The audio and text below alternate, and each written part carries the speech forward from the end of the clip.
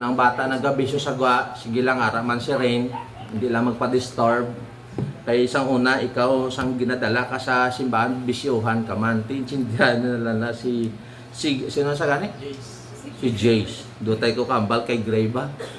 Okay, so let's open your Bible sa book of John. Dra sa John chapter 3. A familiar verse ang ato nga pagkadalon, pero meaningful ini mga auto. That's why I decided to bring this passage sa tanan sa sininga aga. So, salamat kay may mga bisita kita, no. So kabay pa nga naintindihan ninyo ang amon kapulungan Julian. Joanna, sorry. Joanna, no, si Joanna. So kabay pa naintindihan nimo ang amon diri nga place. Okay, dala. Tituluhan nato nini sang medyo simple-simple lang. Tapos ang mga points nakon, simple man. The excellence message for Nicodemus. Intindihan naton si Nicodemus, mga kauturan. Isa ina siya ka leader sang kumbaga leader sang religious group. No? And then si Nicodemus, isa ini siya ka membro sang Sanhedrin. Magmembro ka sa Sanhedrin, di na nalahog-lahog. Mga maalam. Tapos amo ini sila ang pinaka-highest court at that time. Pinaka-highest nga mga counselor, naga-counsel sa mga problema. No? Apang si Nicodemus, one time nagpaubo siya kagalingon, he wanted to meet Jesus, to know everything about Him. Kaya nga aman, pagka-amaze siya sa ginapangimo ni Jesus. So gusto niya deeper, may baluan ang nanungod sa kaluwasan. Maning nami kay Nicodemus. Mga otod, wala ka din may mabasa nga passage nga si Nicodemus na saved. Pero sa iya nga mga ginhimo, ginpakita diri nga si Nicodemus nangin anak sang Ginoo. Kumbaga nagprepare sa gani sang isa, nagdala sa sang isa ka mahamot nga pahamot para ialay niya sa kay Jesus ang si Jesus napatay na. No? Kumbaga ang kabuhi niya na kay Jesus, walang ma-record. Pero nalipay ako mga utod mo sini. Kagabi gintanaw na akon si Hulk Hogan. Do you remember Hulk Hogan? Wrestler? Before he died, kagapon siya napatay, no? 25? Ay, basta napatay na siya. Last pa, before he died, nabaktay siya. Tapos nag-proclaim siya about his faith. And then, nalipay pagid ako kay Sarah Hermino. Ay, mo. Na-try ko lang kung gabulog tao ka mo bla. Diba sinatulog ka mo sa plastic Christian Blau? Siling niya sang nadaog ako, that was 14 years old siya. Nagdaog sa singing contest. Siling niya, this is it. Amo na ni ang time nga magkakwartahan kami, kag mahimo na namon ang tanan. According to her testimony, kagabi ginapamatyan napon. Pero hindi gali, siling niya. Siling niya kinanglano niya pagid gali ang isa ka bagay nga magsunod sa kagustuhan sa Diyos. So sa malipot nga pulong si Sarah Hernimo say pareho kay Nicodemus. Talupang doon aton diri mga utot, tatlo lang ka punto ang akong diri nga pagkadalon. Jesus Christ gave the final message to Nicodemus on salvation. He emphasizing the necessity of spiritual rebirth, and he declared that those who believe on Him should not perish but have eternal life. Na nagapahayag diri si Jesus sa kay Nicodemus about sang kaluwasan. That's why siling nakon, I decided siling nakon maobra ko sang sermon about salvation, kay sometimes hindi malikaw may mga baguhan kita. No? So talupang do naton diri mga utod, importante ang kabuhi nga walay katapusan. Maintindihan ginakaron natin. Tatlo lang ka letter P ang akong dalon. Once again, ginahambal na akon, kasiling na akon, simple lang ang mga points ang akon nga pagadalon.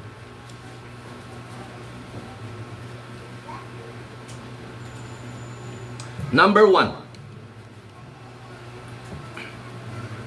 God's promises. Grabe, no? Familiar, verse 16. Ano nga bali sa 16? This is God's promises. For God so loved the world that He gave His only begotten Son. Klaro-klaro ang ina, mga utod, ha? That whosoever believeth on Him should not perish but have eternal life. Mga utod, talupang doon natin ang word nga whosoever. When we say whosoever, dala na da ang kriminal, dala na da ang kawatan, dala na da ang rapist, dala na da ang mga kidnapper. All of us na belong sa word nga whosoever. Siling niya, for God so the world that He gave His only begotten Son. He gave His only begotten Son. Isa lang gid ang iyang anak. That's why talupang doon naton diri mga utod, nga siling niya, ginhatag niyang yabog tong anak sa kalibutan, nga kung sino ang magtuo sini, maluwas. No exemption, rather. Wala sang exempted nga tao. That's why, mga kauturan, hindi pagkabalaki kung ikaw makasasala. Hindi pagkabalaki. Kaya nga, naintindihan ka sa Ginoo. That's why, ginahatag yung bugtong niyang anak. The promise was fulfilled. Do you agree? Ang promesa sa Ginoo, ang yabog tong anak ipadala sa kalibutan, natabo ay. Natabo. Meaning to say, ang promesa sa Diyos natuman. God the Father gave His only Son to the world. Ang Diyos nga may ginahatag yung bugtong niyang anak sa kalibutan. For you, for me, for us. He gave His only Son to the world. And then the Son gave His life to the world. Imagine na. Mga utod, gusto ko dinan, siningaga, ginpangimatyan ka ni Kristo sa cross. Ginalay niyang kabuhi niya para lang gid sa imo. Kay man ang tao natagna na sa impyerno. Ang tao nakahulat ang impyerno didto.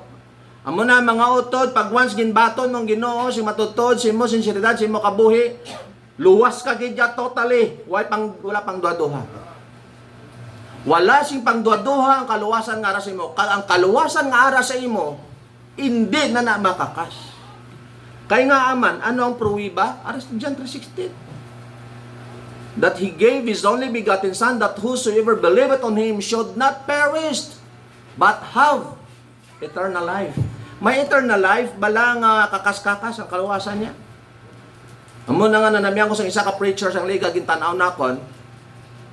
Ginambalan siya kuno yung sala. Yung nano man lang inyo kaluwasan man.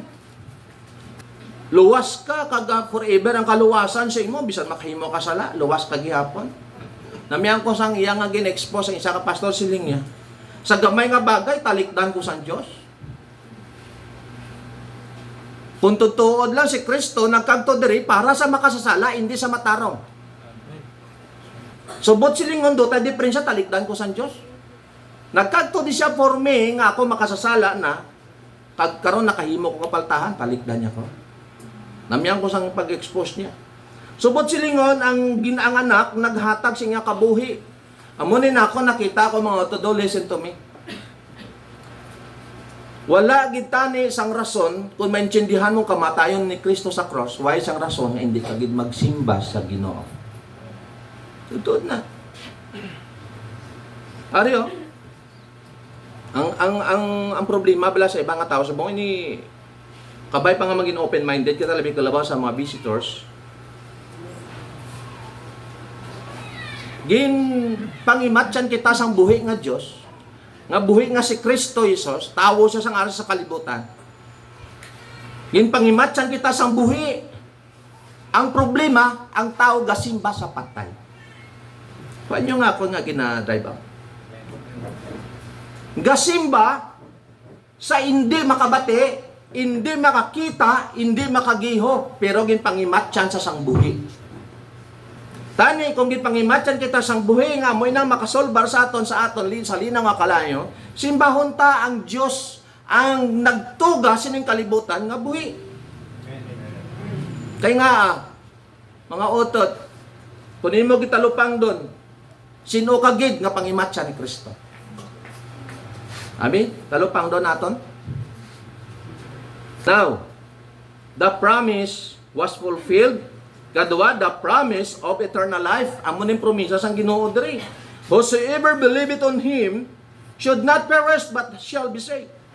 Whosoever accept the Son will receive eternal life. Totoo din na yan. So, silingon, ang promesa sang Ginoo natuman.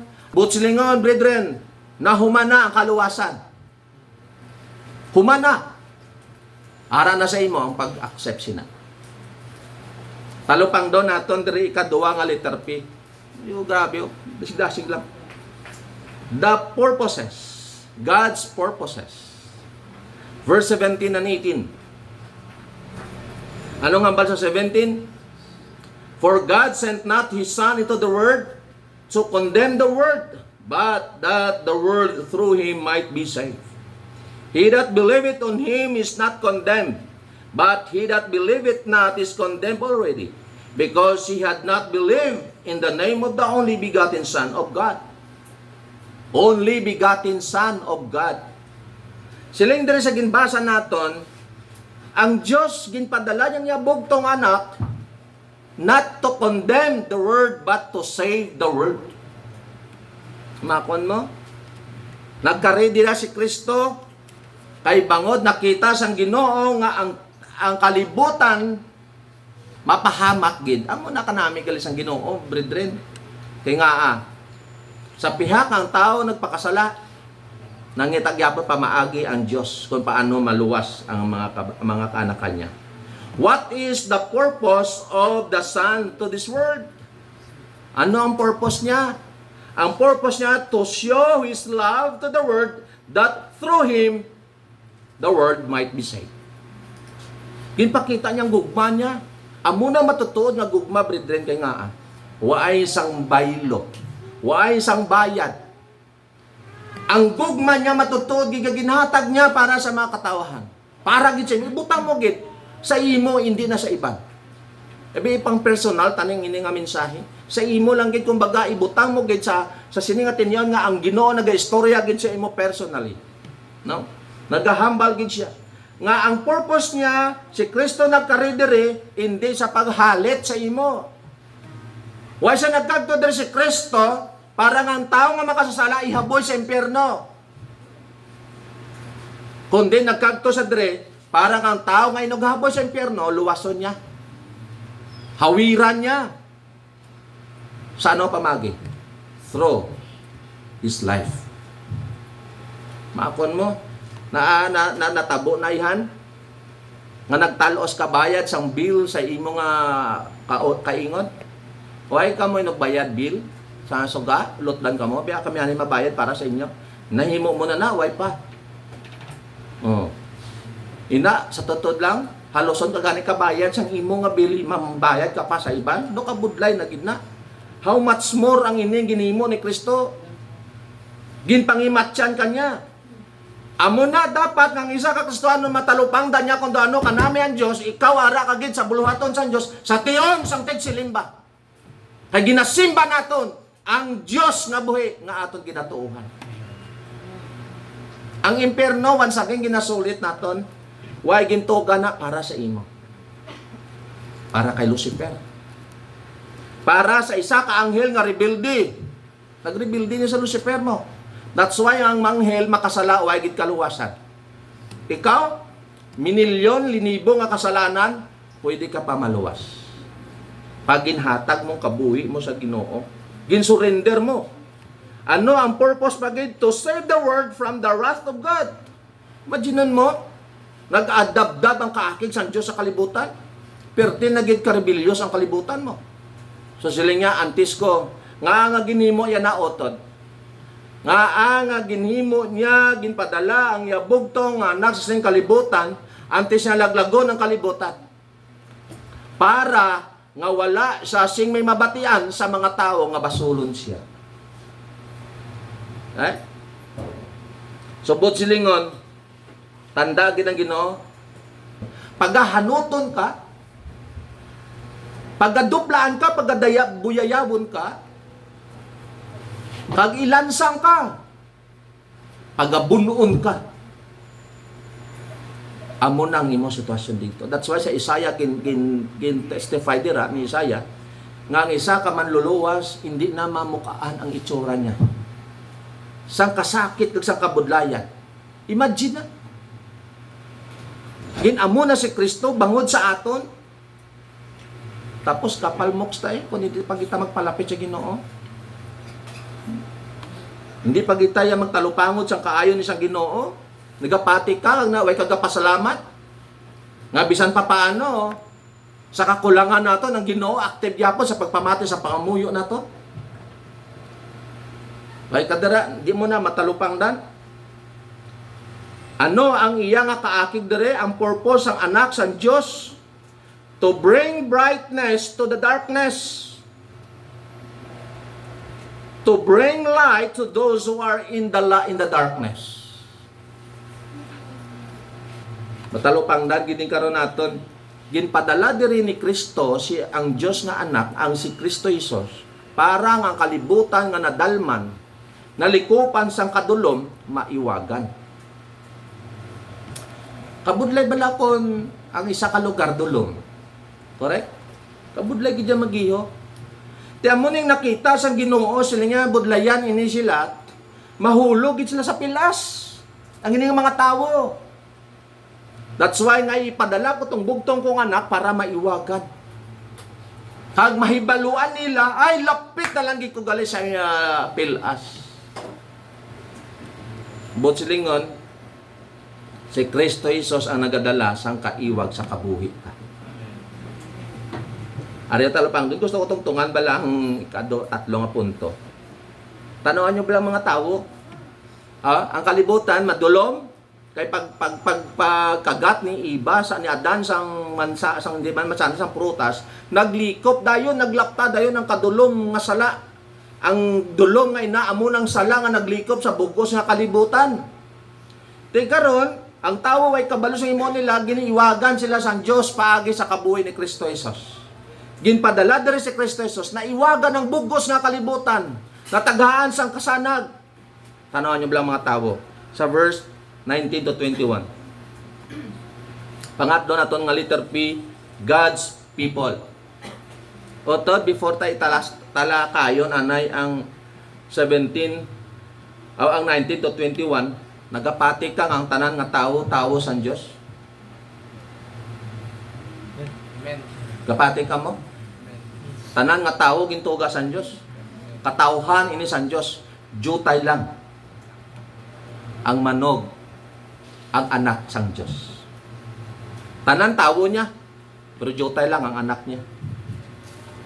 Talupang doon, tablang verse 19. Sila nga dito sa verse 19, and this is the condemnation. The light is come into the world. Ang kasanag, nagkarisin ng kalibutan. And men love darkness rather than light. Nakon mo na? Tanawan nyo lang kung doon kakrukit sa tao. Kabudlay sang sitwasyon nga madulom, ginbutangan sila sang isa ka bagay nga magsanag, pero mamili pagid sila sa dulom. Bud silingon, gina-reject nilang kasanag, tanawan nyo bala ang tagipusoon sang tao. Siling sa Biblia, ang kasanag nagkaresin ng kalibutan, but men love darkness rather than light. Mas ginpilion nila, what is the purpose? Ha? Yes. Ano? Sa verse 19, because their deeds were evil. Grabing Bible, no? Tanda, no? Ang kawatan, may nakita ka balas ang kawatan nga mangawat nga gusto yung may sugat. Why? Why isang tao nga luyag maghimo sang kasalanan nga ara sa naiwagan? Why isang tao nga nagapang-kidnap nga sasanag? Ni nga mga tao, singko grabe manikakrokid nga mga tao mag-amos ini. Kaya nga mas gustuhon nila ang kadulom kaysa kasanag. Pero diyon pas lang sa isa ka tao nga wala iniskilahan sa uma. Namian siya isang kasanag. Nadulang siya kalibo sa dulom. Naagyan sa isang kumpariya, yawan sa pang tuki-tuki, isang mga hilamon, kinadula, 1,000 niya. Isang migo niya, pre, nano ka da? Mangita ko, kwarta ko, nahulog diyo. Nahulog. Sa dinulog, dito, madulom. Tingari ka diyo, yarding postiyo. Napon mo na. Mas gusto niya, mas gusto niya yung kasanag. Sa ang ang problema diri sa ining nga passage. Mas palangga kag mas gusto sa mga katawhan nga magpabilin sa kasalanan kaysa matarong. Mas gusto nila nga mahulog sila sa impyerno kaysa maluwas sila. Mga utod ang darkness diri nga refer sa mga tao nga waaya bala makabaton sa Ginoo. Nag-refer ini sa kabuhi niya nga madulong nga way patakatalupangod sa kaluwasan. Literal niya. Amo nang kamaturan, amo nang realidad. So that's why people love the darkness rather than light. People choose evil rather than good. Makon mo? Mga utod, ang Biblia, salamin ni naton. Karon, kung hindi kasi ni magpati, ara na si mo. Sample, makagto ka sa zona ni Bongbong Marcos. Siyempre, nagpagwapa ka. Lantaw ka sa salamin, may kulingot ka diyo. Dako-dako, ganyan ka mo na. Hindi mo pagkwaon. O sige, kung hindi mo pagkwaon, pagkagto mo ito, anong matabosin mo? Unang-una, kantsawan ka. Tulukon ka sang tanan ng mga tao. Ikadua, ano pagit? Adlawan ka secretly. Pang-apat, istoryahan ka. Amo nang kadangatan mo. Ang Biblia nagapahayag sang kamatuoran. Ara na sa aton kung magpabilin kita sa kadulom. Butsilingon, subong kung ang imo kabuhi ara pa sa kadulom, ginahambal sang Biblia, pilian ang kaiwag para ni ka mapahamak. All of us accountable sa tubangan sa Diyos. Someday, hag hindi ta mabasol ang Diyos, kung ikaw ihaboy sa impyerno, ay nakabati ka na sa pulong sa Diyos. Amen? Talupang, doon mo diri. Siling na ako, doon nag-fit man sa, kung ikaw isa ka ara sa kadulom, naiwagan ka na, ang kasanag na nihalin kay Kristo, ara na sa imo bilang isa ka Kristohanon. Meaning to say, kita nga mga Christian, gaiwag man sa iban. Amen?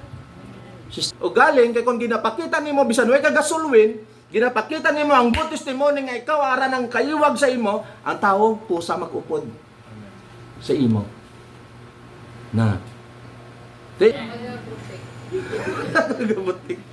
So totoo na mga kautod, ariho, dapat makitaan sa aton ang aton kabuhi nga may Kristohan, nga Kristohanon kita. Kay nga aman, ang kaiwag nga halin kay Kristo Jesus, ara na sa imo. Subot silingon, ang tanan nga yara sa kadulom, maiwagan. Amon ni kanami sang amon nga convoke sang lagad nga mga young people.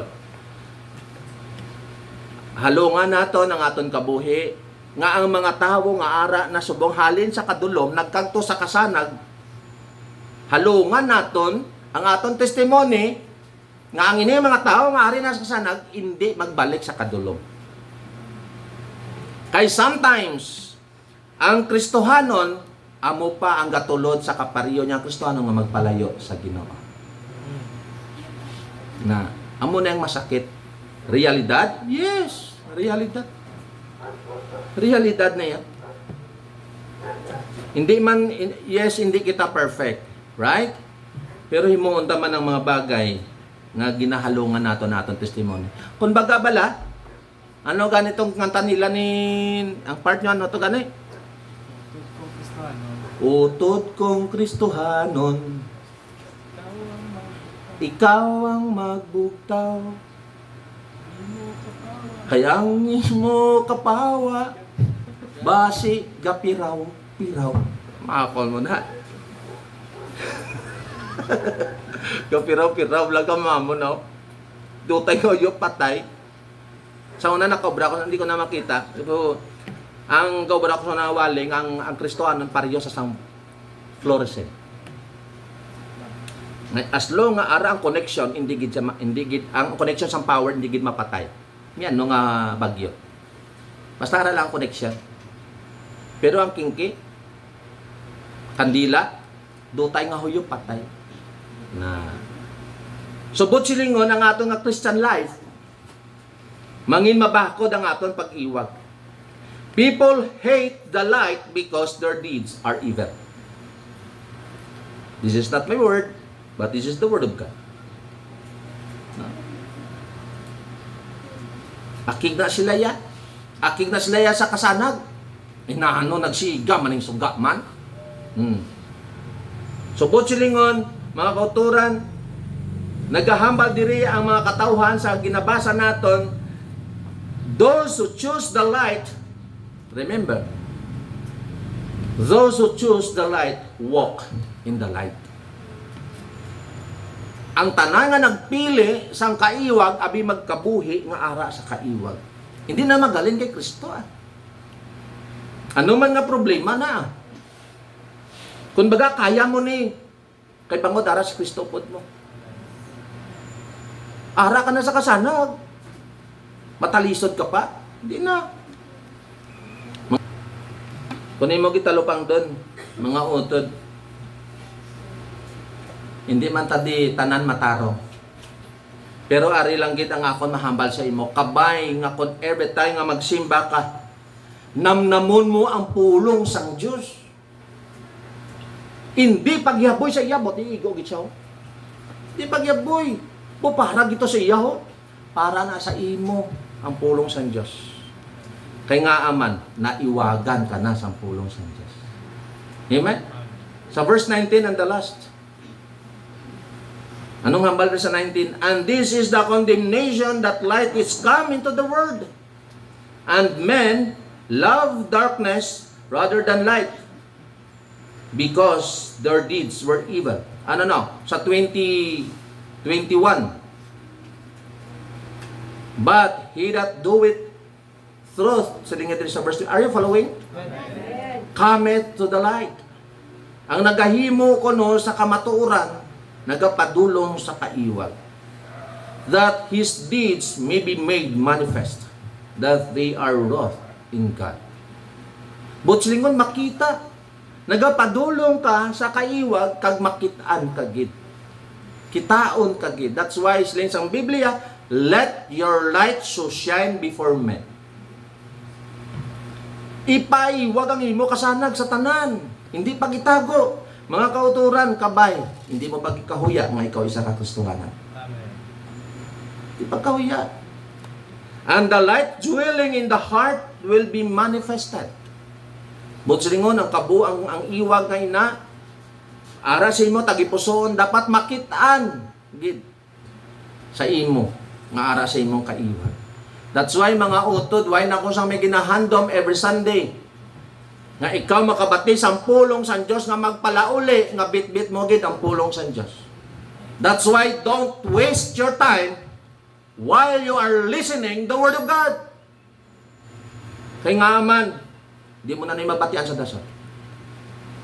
Kag wala kita kabalo, kung magakit anay pakitada sa Domingo. That's why, himua ang imo tinion sa every time nga mamati ka sa pulong sa Diyos. Tagaan mo sang value ang pulong sa Diyos. Kung may mga palamangkutanon ka, si Pastor Willing gid. Kung may mga luya ka i-clarify, willing gid si pastor. Ako na namiyan ko sa iba din nga mga people, after sa message, nag-raise gid siya sa mga question. Kag sa ila question, si pastor gaalam. Na, subot silingon, once again, don't waste your time sa time sang aton nga worship. Hindi pagtulugi si pastor. Hindi magpulo-patuyop, hindi mang-entertain sa mga bagay nga makadistract sa imo nga pagpamati. Sampulong sa Diyos, kay pagbalik nimo wala na, lain na ang word. Nga ato taning word para gid sa imo nga kalag. Hindi ka mang-entertain. Nagsimba ka pa, abi dal-ana sa inyo balay kag didto magpaayaw entertain. Tagaan value ang word nga amo ning gahatag sa aton kaiwag. Siling diri nga kung naara na kita sa kaiwag mag-jewel sa aton tagipusoon, ikabuhi naton ang pulong sa Diyos. Amen? So amoy sila mga utod, once a week lang kita nagakilitan na. Is it correct? Magluwas na sa mga young people nga diri ari permit diri, pero honestly, most of us once a week lang gid gakilitan na. Te, uyangan mo pa. Sa mga visitors, kung first time mo nakasimba sa Christian Church, kabay nga ang pulong sa Diyos, magapabilin sa aton tagipuso. Ara subong ang kaiwag, nga gipangimatsa ka ni Kristo, ara na sa imo pagpamili kung gusto mo ang kaiwag o ang kadulog. Hindi mo na pwede basulon ang Diyos uli. For our conclusion, as worshipers of Christ, we must embrace and live in the light that comes from heaven. Because these lights refer to Jesus Christ as our Lord and Savior. Si Jesus Christ. Hindi lang sa Savior. Lord pa. So anong imo mo subong? Accept Jesus. Batuna si Kristo. Accept Jesus Christ and walk with Him forever. Why na ni daso? Ang kaluwasan, siling sang Ginoo, subong mismo. Hindi na buwas. Huwag ka kabalo kung buhay ka pa buwas. Kinulsulan mo mga sala mo, katanan kita makasasala kitman. Kinulsulan mong sala mo, hatag mong kabuhay mo sa Ginoo, batunon mo si Kristo Jesus. And then, ang Diyos mag-respond sa iyo. Mga utot, ari lang ang mabilin ko sa imo bilang isa ka anak sa Ginoo. Kung ikaw matutuod na anak sa Diyos, dapat ginakalipay mo ang pulong sa Diyos. Kung ikaw wala ka pa relasyon sa Ginoo, kabay nga ang pulong sa Diyos maga-maneuver sa imo na makilalaan mo ang matutuod na Ginoo. Kilala siya. Talupang da siya. Ara siya gahulat sa imo. Namigid ko ng kabuhay mo para sa Ginoo. Hindi enough nga gasimba ka lang. Kundi ang nami pagit, nagasimba ka nga may relasyon ka sa Ginoo. Amen?